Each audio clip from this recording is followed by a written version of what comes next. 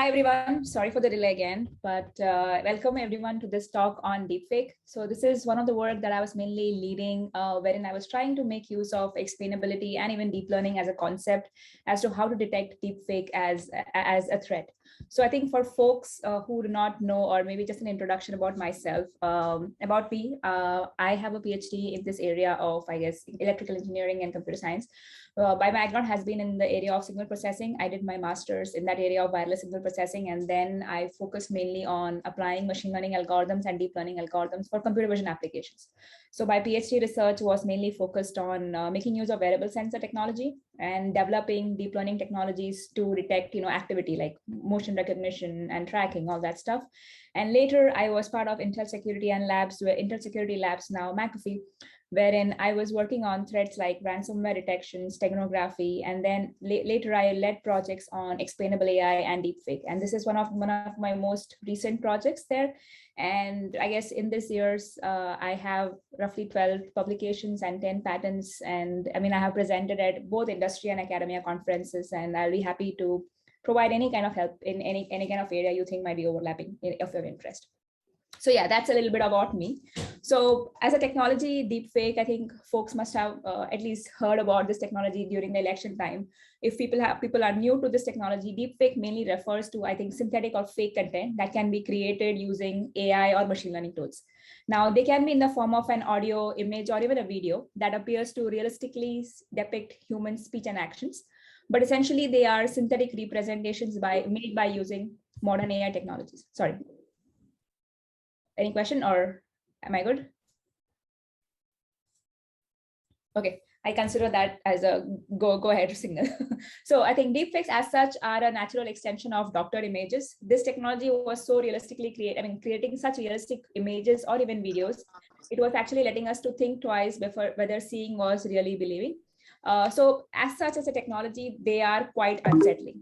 So in terms of what I was trying to do, like what my agenda here was, when I started working on this technology, we didn't have a solution to detect deepfakes. It was pretty new, I think 2019 or 2020, where we were looking at the elections data and we were seeing that this kind of technology came into place. Now, in today's world, we trust human speech and audio recordings to capture humans or even people's word actions without any bias or misinformation. Now, imagine you have a dark web economy wherein deepfakers might be able to, say, produce misleading information such as like which car you buy or say which supermarket you go to. So deepfake might touch all areas of our life, and I would say even basic protection is needed essentially going forward. One might ask, why? Because I think at the most basic level, they can be quite unsettling. So for example, if you see the 8 images here, can you realistically let me know how many of them are fake or real? I can give you a minute. Just look at it and I just put off your answers in your chat. Which of the images that you see here are fake or real?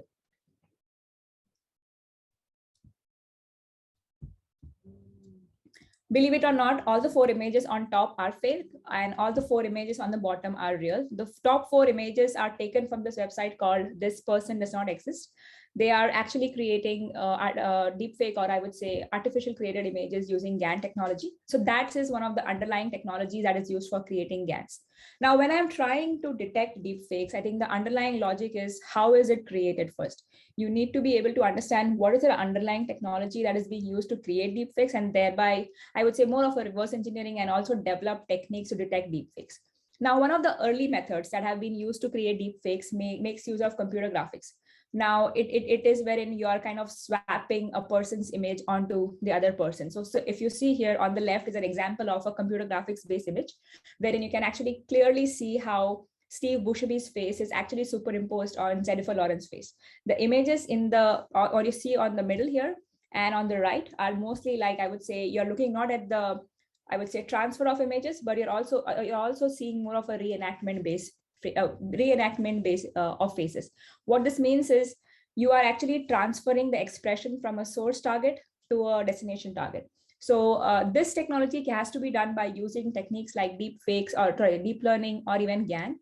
And if you're looking for frameworks that essentially do this, you can look at techniques like fake app, face swap, and even face-to-face. Face-to-face is actually a paper which was in CVPR 2016, where they presented the technology wherein you're looking at the source actor here, and his expressions are being transferred onto the, I would say, destination actor or the target actor. Now, the difference essentially here is you're just not manipulating your identity. You're not just swapping your face. You're actually manipulating the expressions from the source target onto your destination target or your target actor. So that's like the, I would say, the main techniques that are being used to detect deepfakes. Now, I think folks who are into machine learning might know about GANs, right? So this is, I would say, a very high level idea of what happens when you're trying to detect or create deepfake as a content. Now, the underlying technique for deepfakes essentially is GAN. Now, when you're trying to create a database to create or detect deepfakes, you essentially have the first hurdle is creating a data set so that you have a baseline to measure or to measure your method against. So when you're trying to do that, I think the first underlying thing is you have to tackle the issues that we have with GAN. I won't go in depth. I think I didn't want to go much into deep of GAN, but I'll kind of go into the main crux of the topic, that's a deep fake. But this is something which folks are interested as to, I mean, just for information, if people want to know, what are the issues that you face when you have, when you're kind of training GANs. So as such, the first, I think the important aspect that I found out here is there's something called mode collapse. Now, mode collapse happens is wherein you have generated images which are very similar or they converge essentially to the same image at the same optimal point. Now, GAN as a technology is wherein you are trying to counteract your action. The optimal solution that you're trying to generate is a Nash equilibrium, which is kind of hard to find. Now, this might not be a stable method if you're trying to use like a gradient descent algorithm for getting some such equilibrium. Now, whenever this kind of mode collapse happens, the training actually turns into more of a cat and mouse game wherein the model never converges. Just another thought, maybe it's more of a nature of the game that makes it hard for the GAN to converge. Now, other aspects or other, I would say, issues with training GANs are, one is the diminished gradient, wherein you are, as I said, you have a generator, you have a discriminator. The generator becomes too successful, whereas your other way around. The discriminator becomes too successful, and your generator kind of learns nothing. So that's one thing which happens, and there are issues happening with training GANs that you need to, I guess, take care of, and how you want to make sure that these kind of training issues don't happen. So the last one is non-convergence. As I said, you cannot kind of suffice, or you cannot, I would say, rely completely on gradient descent as the most stable method for getting the equilibrium. So these three issues are happening when you're trying to train GAN, which is very common. And this is something that we faced while we were trying to develop a database to detect or create deepfakes. Now, moving on to the next part. Let me see. Okay, can you guys, is my screen stuck here? Yeah. So here, one more, these are a few other things. I think this is something that's common with most of the machine learning algorithms. When you have frameworks, your performance might fluctuate if you have if you have a range in your hyperparameters. Now, if that happens, that means that your model is sensitive to your hyperparameters. How do you kind of overcome it? You don't want your model to be extremely biased. So you have to make sure that when you're training or developing a model, you're kind of overcoming these kind of issues. And also, I think there are different methods to measure GAN performances. There are, I think the two scores that I've mentioned here are the ones that we mainly focus on to measure GAN performances. These are, I would say, more of a good to know information as to what are the underlying technology that can be used to create GANs, or what issues we had while developing GANs or while developing the data set, and then how we overcame it and how we have the data set ready. So in terms of, I think, improving what's happening, I think the framework, there are different, I would say, frameworks that we made use of to detect deepfakes. Now, what we realized is making use of DC GAN, there are different types of GAN. So DC GAN is one kind of GAN which gets rid of the max pooling layer, which destroys, I would say, the spatial information, and its main design kind of replaces all the max pooling layer with convolutional layer. I'm kind of going in depth, but if you kind of want to improve the framework of GANs, I would say making use of these four, I would say, bullet points would help. So first of all, is like network design. What is the kind of network design which will help you achieve the best possible framework that you want? So in terms of trying to create the best deepfake image, at least for us, we made use of DC GAN. Then using labels, like how do you make use of labels? Does label information give you better quality in terms of images, or does it help you to control how do you have more collapse, or you're getting better images from the previous case? That's one other thing. Then optimization, like can you add more cost functions, or can you add more penalties? How can you improve your regularization constraints? So those are more of I would say, optimization problems that you need to solve. So these are different frameworks within, I would say, more on the framework side where you can develop and improve GANs. And the last part is how do you tackle new forms of deepfakes? Now, when you look at the technology in 2019, early deepfakes were of, I would say, low quality deepfakes, which are called cheap fakes. Now, right now, if you see, I mean, if you have noticed the Tom Cruise videos that have been floating around with deepfake, the quality of deepfakes that have been created are extremely high quality. Now, how do you make sure that as the technology which is being used to create deepfakes are improving, how do you make sure that your technology that are used to detect deepfakes are also improving?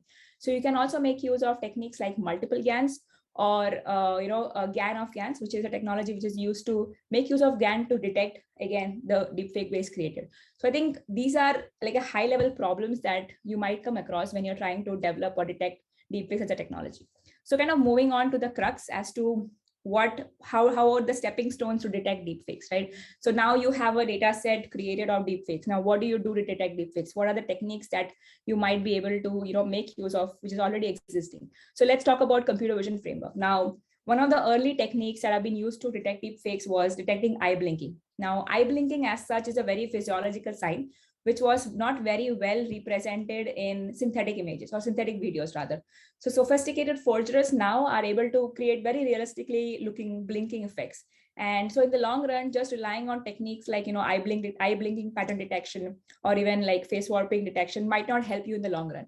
But how we, catered this problem is you're looking at the problem of defect detection in different arenas. You're looking at from a computer vision aspect, from an audio aspect, from a text aspect. I'll kind of break down the whole problem so you kind of will get a sense of how we are trying to tackle this problem. So this slide completely will focus on what techniques from the computer vision can you use to detect deepfakes. Next one is inconsistent head pose. What you're trying to do here is deepfakes essentially are created by using splicing synthesized face regions into original image. And in doing so, there is possibility that you introduce some kind of errors. Now, these can be revealed by extracting some kind of a 3D head poses from the images. So that's by using techniques that can be extracting these kind of frameworks, you can detect whether the image is actually synthesized or I would say a real image. Next is making use of optical flow algorithms. Optical flow algorithms are another techniques that can be used to detect whether the image or I would say the video in question is actually not image, rather the video in question is actually synthetic or actually real image. Next, I think, is our more of looking at artifacts. So say you're trying to create an image or you're trying to create a fake image. You might have some kind of blurs. You might have some kind of visual artifacts such as missing geometry or some kind of reflection or asymmetry happening. So you're trying to detect those slight minor cues to assist whether these kind of images and even videos are created by they are real or fake. So this is kind of the bucket within computer vision algorithms that can be used to detect deepfakes. I think next part is making use of deep learning algorithms. So I think with the vast advancement of deep learning, there are a number of frameworks that we can make use of. So I'll kind of go over the ones which I felt worked the best, but this is kind of an overall architecture of how a deepfake detection looks. So when you start here, let me kind of walk you through the process. So you have a web gateway where you have your media input filter. Once you have your media input filter, you can have a video reader where you can extract, say you have a video, you can extract frames from the video. Once you extract frames from the video, you can detect your face, and then you crop the part where you have the face, like you're basically focusing on your face. And once you do that, you can pass the whole framework through your detection system. Now, the detection system is something like this. If you have already seen that frame or seen that video before, you kind of flag it saying that, hey, we have already seen this kind of data and we don't have to pass it to the entire framework again. But the other frameworks are, video-based deepfake detection. So video-based deepfake detection is you pass the video as is and try to detect whether you can use deep learning. I can go over the method, but you're trying to make use of any technique which looks at the video holistically and detects whether it's a deepfake video or not. Next method is using frame deepfake detection. What that means is you divide the video into individual frames, and looking at the frames one by one, you are trying to decipher whether any of those frames, or can you see any kind of fake content in that. You can make use of computer vision techniques, you can make use of deep learning techniques, anything that you want to use from your arsenal of arsenal of the techniques. But you are trying to debug or break the problem into video based content, frame-based content, audio-based content, and even text-based content. So audio-based content is you have a video in what that you want to detect. Look at, is there a way you can extract the audio from the video, and then look whether that audio is fake or real. Then you have generated AI detection. Now that is more of, I would say you have a video, it's a news video, and you have some kind of script written below it, like some kind of news script running around. Is there a way you could extract that text from it and see whether that's fake or real? So that's how I think the whole problem of deepfake detection has been broken down. And we get, I would say, a score from each of those frameworks. And then once we get those scores, you have a post-processing framework where we have a thresholding module to detect how efficient or which one we think have more precedence. And once we do that, we have a score explaining that, hey, we think that this is a deep fake video or not. And I think that's the detection part. That's the crux of the detection. And then comes the red part, which is the forensics part. Now, forensics part is wherein we kind of make use of explainability. Now, I think in terms of explainability as a concept, what you're trying to do here is you're trying to add some kind of trust to your model. Say you have a deep learning model. You do not mainly understand some parts of it, like how this model said that this image is fake, or how did it come to that conclusion, right? So if you want to add some kind of understanding to a model and thereby add trust to your whole model, we wanted to see what explainability or even frameworks like GradCam provides as a result. And is there a way that we could decipher that, hey, this is actually picking the right signal from the image for detecting that this is a deep fake or not? So that's the part where we are using the explainability aspect to detect deep fake. So that's more of a forensics part, which is kind of helping us to trust our own models better. But that's like in a holistic way, this is the entire overview of that whole framework. So I think you kind of get the whole flow of it. So first thing, like we look at the video, like say you have a video in picture, you look at the computer vision aspect where you're looking at, frame by frame detection. So you're looking at eye blinking, or you're looking at optical flow. You have your arsenal of, I would say, computer vision algorithms. Then you can look at deep learning based algorithms. That's the slide completely on this. I'll go over this, but I'm kind of giving you a mental map of how the detection completely works. Now, let's kind of talk about the deep learning aspect. For folks who have mainly worked with deep learning algorithms, you must have seen a number of algorithms that, or the number of best performing algorithms. Now, why I chose these kind of frameworks? The first thing, when I started the work on deepfakes, you don't have that much of data for detecting, like creating a database. And when you don't have that much of data, I think people must be aware of techniques like transfer learning, where you are using a framework for a very similar task, but you can modify that task for detecting deepfakes. Say example, I have a framework which performs, or a model which performs really well on face detection or face recognition or gender classification, that whole arena, right? But is there a way I could fine tune the last few layers of that model for a slightly different problem? I'm not completely, varying the problem quite a bit, but it can be adapted to a different game plan. So that's where I think we made use of pre-trained algorithms like VGG, ResNet, Inception, all these algorithms. I would say my own take as to which one performed well, and that's what I have noted down here, which is slower, which is faster, which one I think performed better, and how we went through the whole framework. And with that being said, like we had Inception model, ResNet, which one was performing better, and then we chose one of them. And then how do you train them? Now, do you want to retrain the whole model from scratch? Is that the best way out? Or you wanted to keep the base model fixed, or only retrain the last few layers, or the fine tuning? That's what I think essentially gave us the best value. So retraining the last few layers and just fine tuning that. And once you have the deep learning framework ready, or you have kind of determined how do you want to retrain your framework, where do you test or evaluate your framework, right? So as I said, when I started off the research on deepfakes, we didn't have that much of a data set. So the earlier data set, I think the one which is mentioned here, DFIM, it's an internal data set which we had created. That's out in the paper. That's something that we have is under consideration in the paper. And then we actually tested our frameworks on the other three data sets which are being mentioned here, the CelebDF, Face Forensics, and DFDC. So those are, like, I would say, the standard data sets that were available for us for, I would say, do a more of a baseline check as to how our model is performing. So this is, like, I would say, the more of a workflow, starting from a computer vision approach, then deep learning approach, and then kind of evaluating how they work, or how they are evaluating in terms of performance. So the last thing is, I think, evaluation. Once you have all these models ready, I think you want to train and test on these algorithms to kind of understand which is the one that has the best performance, complexity wise, memory usage wise, how much, compute time. You have a lot of things that you need to, I would say, decipher on and to evaluate to decide which is the one you want to take it further. So I think the whole big picture, in the big picture, what we're trying to do here, you are trying to make use of not just one technique to detect deepfakes, because I think personally, I feel just relying on one technique might not be your best bet. So having an arsenal wherein you have your computer vision frameworks, you have your deep learning methods, like say a couple of them, which you think are the best performance and the quality in which you think one of them overrides the other, evaluating them and then kind of choosing that, more of an ensemble based model to detect deepfakes. So that's one underlying framework that I made use of. So I think the big picture, the architecture picture that you saw, I'm kind of consolidating that into a very simplistic way. So you have your input file. It can be in the form of an image or a video. You can have a computer vision or a deep learning framework. And then you have your output, which gives you a prediction saying that, hey, this is fake or not. So our aim here was to detect deepfake images by, I would say, exploiting some kind of manipulated patterns using cutting edge technology like deep learning and even computer vision. Now, this is like an overview of the framework. The prediction that we get is more of a score, which can be a 0 or a 1. So if the value is closer to 1, for us, it's real. And if it's 0, it's kind of fake. Additionally, as I said, we have something like the explainability model. The framework why I made use of explainability is I wanted to have some kind of informed decision to add trust to your model.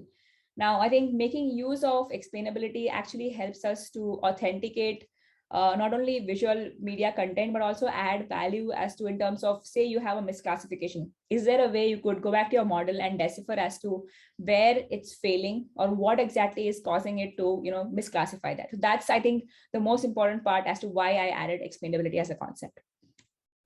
So I think for folks, I think I'll just, give a very high level idea of explainability. I think for not just deepfakes, I think explainability as such is important for machine learning and deep learning. This started, I think, in May 2018, if I was not wrong, wherein with GDPR, we are obliged to comply with GDPR, right? One aspect of GDPR is, I think, every customer has the right to know how a decision was being made.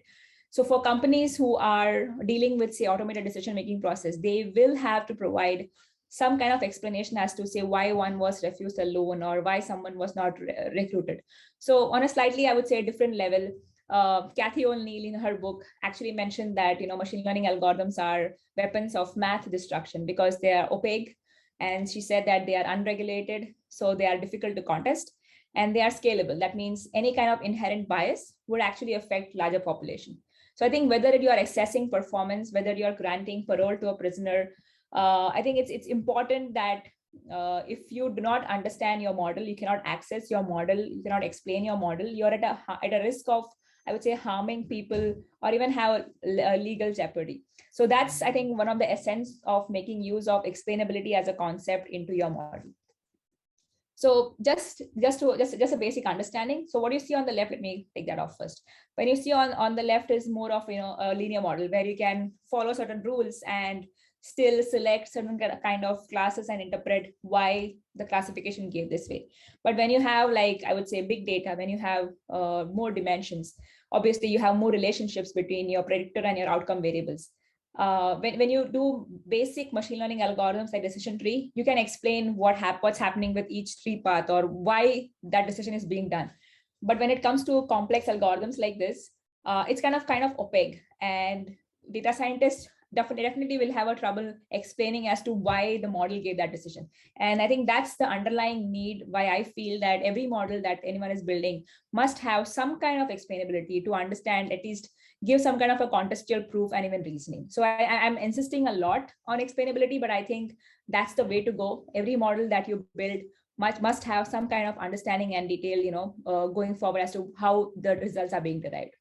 Now, when you look at the old methods, what you see on the left here is, say, people have worked with random forest, right? When you work with random forest, you have a graph like what you generate here, the variable ranking, wherein which features are the most important, which features are the least important.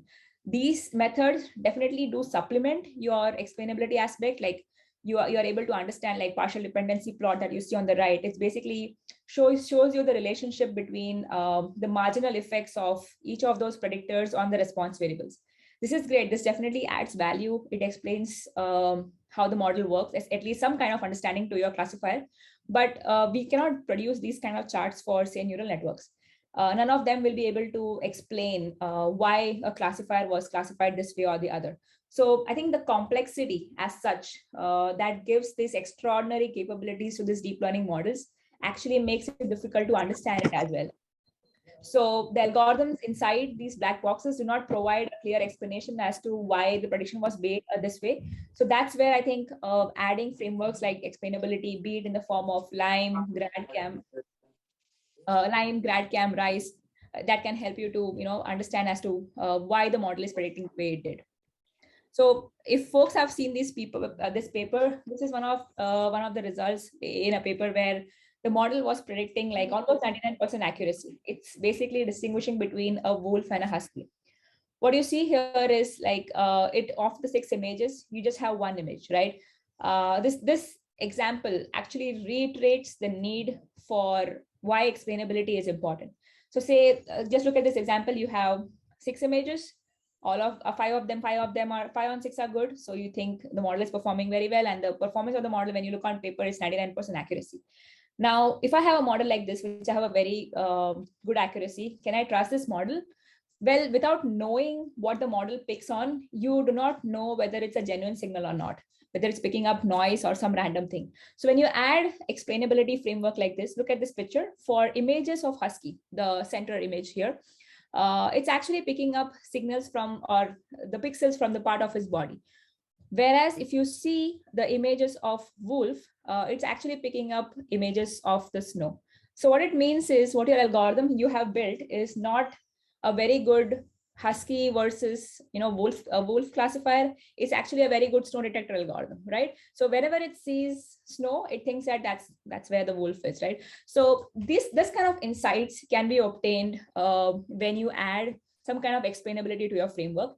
It helps you not only to identify the global characteristics learned by the model to discriminate between classes, but it actually gives you an increased understanding as to how you can improve the individual classifier predictions.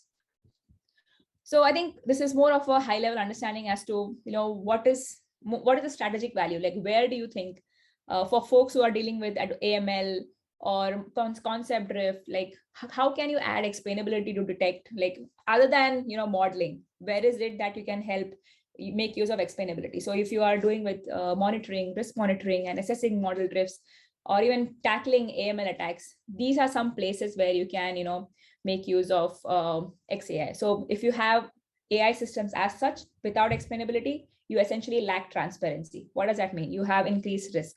So you can actually reduce that by using frameworks like explainability. Next, you are actually can have by explainability, essentially you can reduce any kind of bias and actually increase trust in your model decisions. And as I said previously, having explainability as a continuous feature, as a continuous, I would say, framework within your embedded in your model, you can actually assess the model drift in production over time, and also look at AML attacks. Say your model is being poisoned, like how do you detect those kind of things? Is there a way you could add framework to detect it? Definitely you have AML defense mechanisms, but definitely explainability is one more method that we can help you to improve your frameworks. Now, in terms of applicability, I think I think this is applicable to any framework which makes use of ML. Like I think be it in banking, be it in security, be it in autonomous driving, name the application wherever you use machine learning. That's where explainability will come into place, and that's where I made use of in deepfakes for detecting deepfakes as well. So let me show you an example. This is like just talking about what methods exist.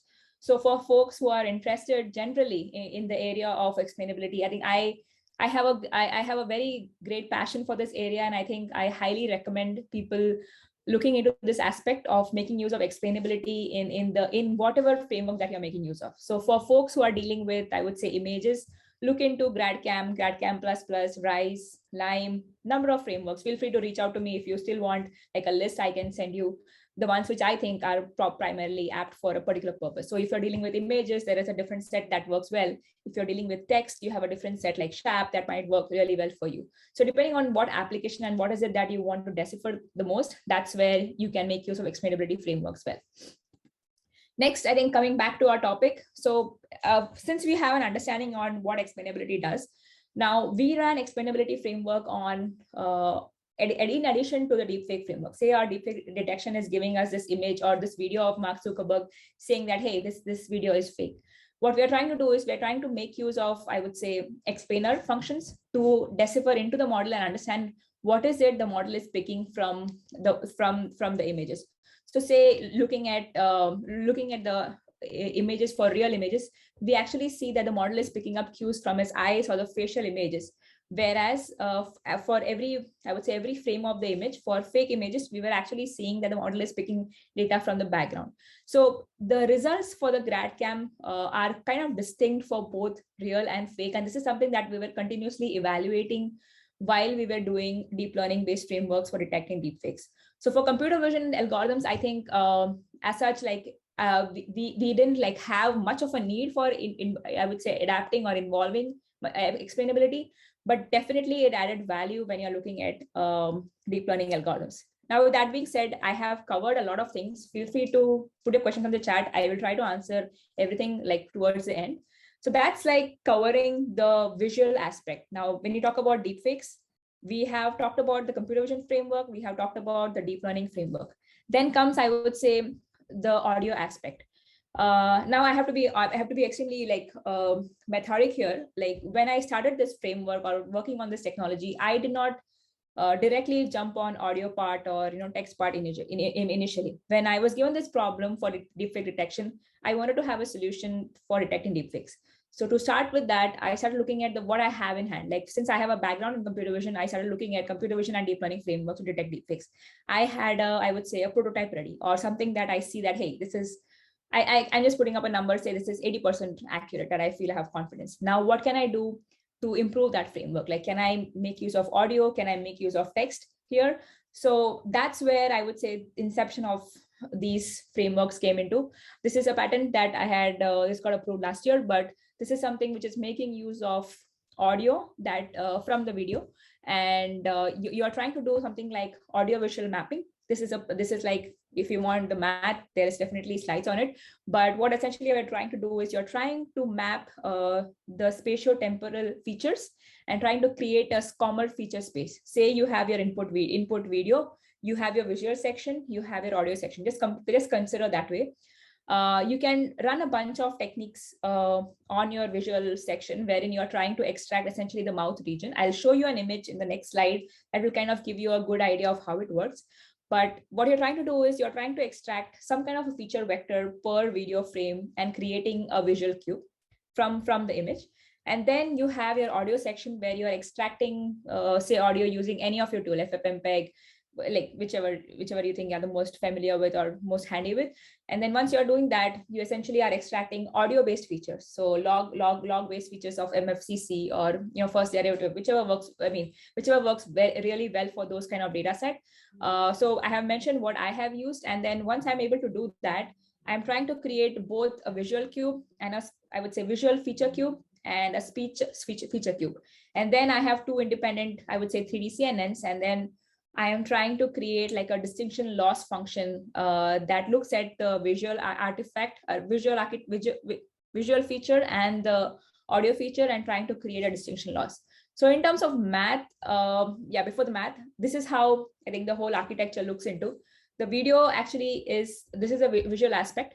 The video actually, you're trying to do elimination invariance, you're tracking the faces, but since we are looking at only at the audio part, what we are trying to do is whenever you make certain vocals, there is a certain way, you see certain variations in your structure. So here for the video section, you do, I would say, a general processing part where you have gamma correction, you're tracking your faces in your mouth regions, you're resizing it, you're concatenating it, you're doing the specific thing that you do, more of a computer vision based aspect, and then trying to map what you're getting from the visual section to your audio section. So from your audio section, you can make use of techniques to extract your audio.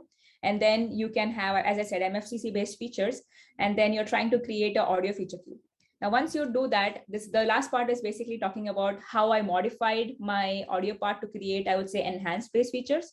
But once you're able to extract your visual aspect and your audio network, how do you map them both, right? So from the visual network, what you get is you're trying to get, I would say, since I'm focusing only on the lip region or lip spatial region, I'm trying to exploit the temporal correlation. And from the audio, I'm extracting the energy-based functions, log-based energy. And I have a temporal division. Now I make use of 3D CNNs, and then I have something called like a I would say pair selection. I'm trying to match both my audio and the visual representation. And in order to do that, how do I match both of them? I am trying to create a function which is called a distinction loss. And the math is right here, but what I'm essentially trying to do is I'm trying to create a coupling process, and I want to optimize it as well so that I have, so whichever are like real images, their visual cube fall in the same space or in the, I would say, closer space. Whereas if you have a fake pair, you actually will see them in a disparate away feature space.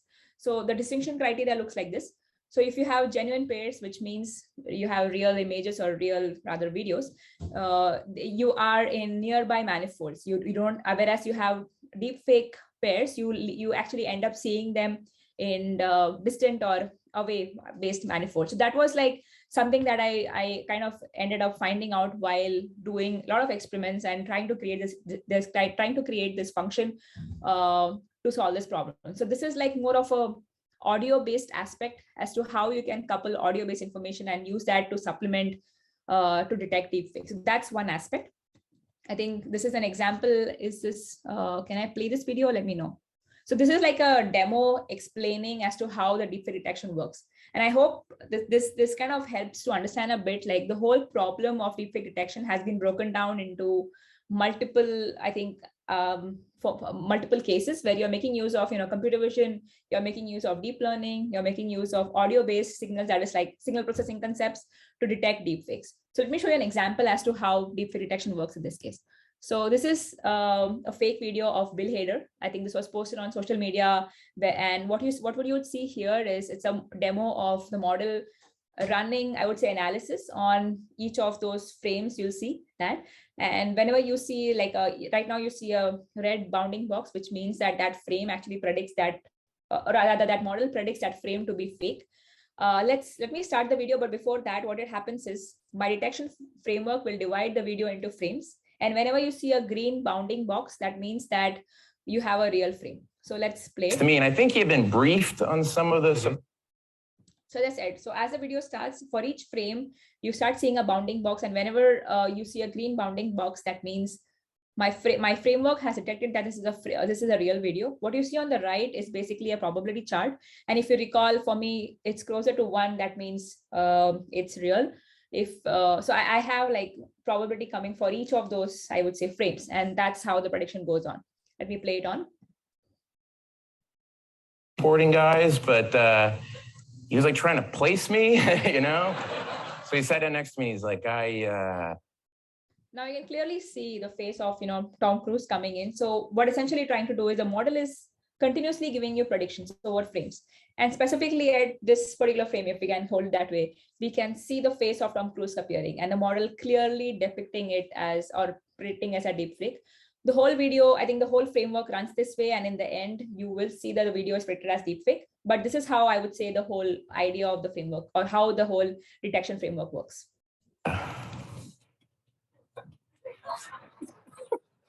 I love your work. And I went, oh, thanks. So that's like the whole overview of how the deepfake detection framework works. I wanted to kind of give an overview of how you can make use of, explainability, computer vision, deep learning, audio-based algorithms to detect deepfakes as such. But this is just an example of how deepfake technology can be used for detecting frame by frame detection. Now, if you recall in my architecture slide, we had frameworks which are looking at audio. We had frameworks which are looking at, I would say, video-based frameworks like context-based frameworks, and then the last part was looking at text. So let me go. To me, and I think you've been briefed. So looking at the text, let me go to that slide. Just give me a minute. So this is looking at text and detecting whether it's fake or not. I think for folks who have seen OpenAI's GPT-2 and 3, that's a tough word to always say. but you must have seen like you have snippet of data. It's now what I have presented here is you have a snippet of text here from about US Department of Energy. You can take a moment to look over it. Do you think this is written by human or machine?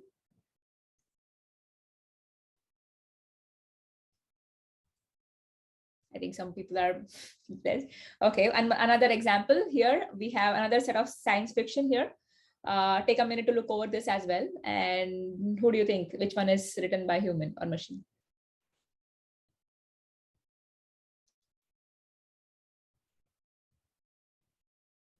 Yeah, both the content here are created by using OpenAI's tool.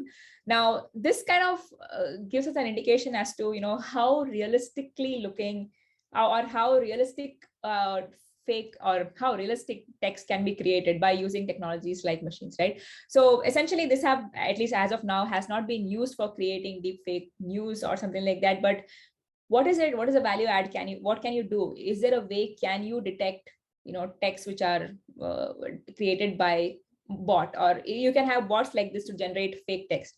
Can you use those is there a way we can use AI itself to detect whether it's a human generated text or a machine generated text?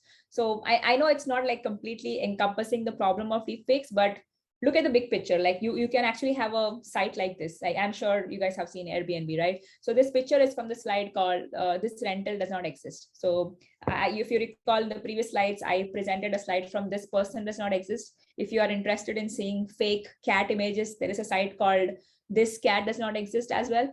But to give an example, to give context here, there are similar websites that you can also check. But what the creator basically made use of a technology called StyleGAN to create a fake image of a rental. What you see here, the text that's created here is also generated from a language model, which is trained on Airbnb listings. So the creator of this website actually mentioned that anyone who has a couple of hours to kill can actually create something just as compelling as this one. Now, this is an example, I think, which is kind of clearly indicating as to how you can combine text, images, and videos to create something very realistic looking, right? Imagine combining video also like this to create a fake news article. How do you detect deep fakes, right? So that's another aspect. Is there a way, can you detect these kind of fake content here? So I think this is more of, I would say more of academia, folks who want to know like very in depth, right? You want to know what is it that technology is underlying being used for creating machine generated text. There are a number of very well, I would say, curated algorithms which can be used to create machine generated text, and outstanding performance from each, right? So what is it that you can make use of?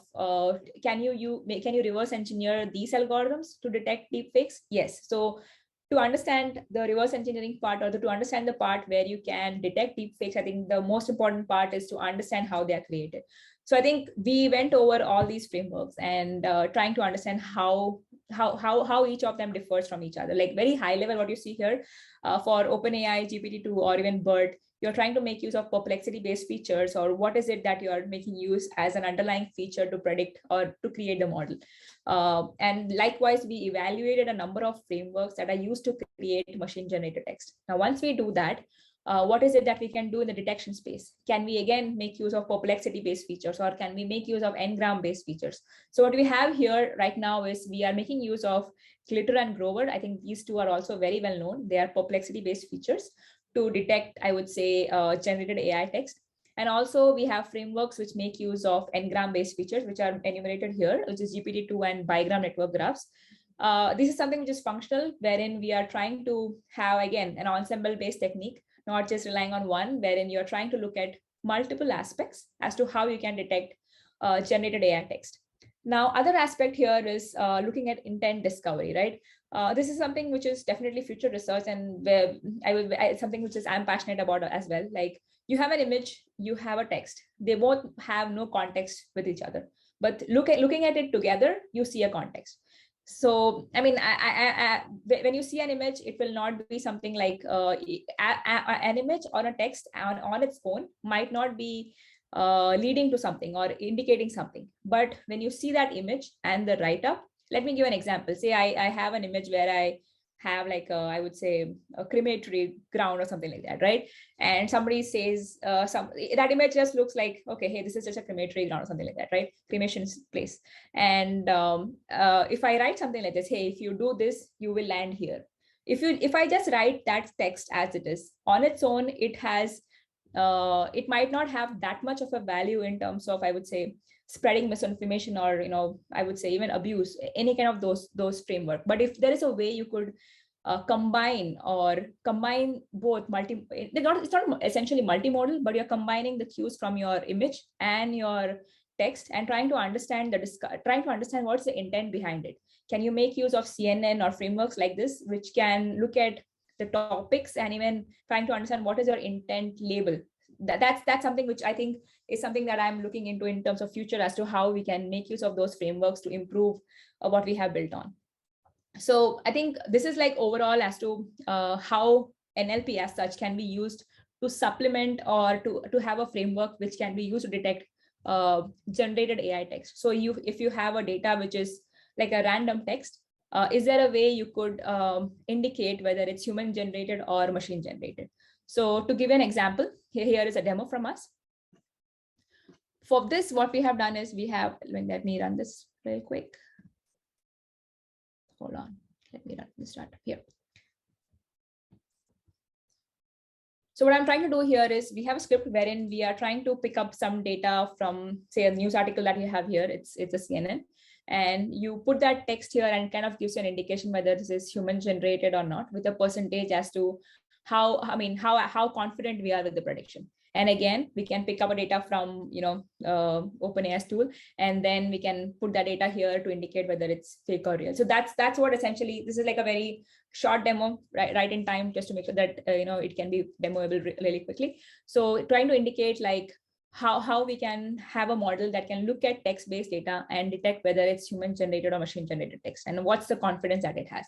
So this is like essentially a high-level idea of how we can supplement text-based frameworks with audio-based frameworks, with, I would say, computer vision-based frameworks to detect deepfakes. So that's like a very high-level overview of, I think, what the deepfake detection as a process looks like.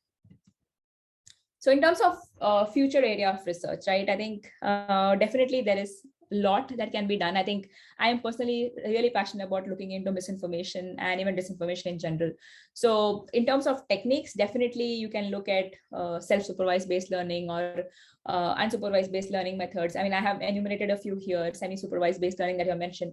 And as I said, you have unsupervised based learning where you're looking at intent discovery, like trying to combine the data from the image along with your text and see, can you develop some kind of intent there?